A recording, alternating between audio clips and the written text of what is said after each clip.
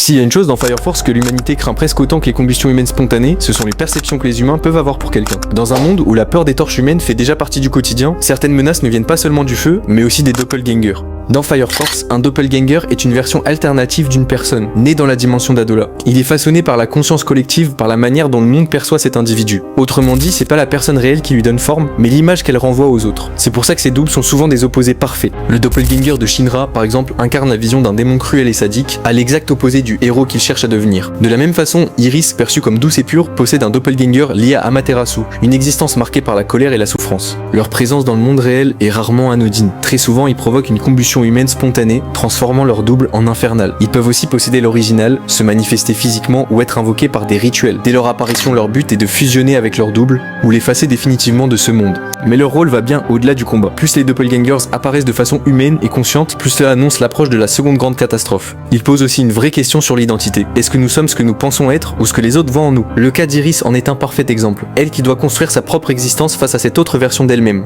Comprendre les doppelgangers, c'est donc comprendre Adola, les intentions de l'évangéliste et la véritable menace qui pèse sur le monde.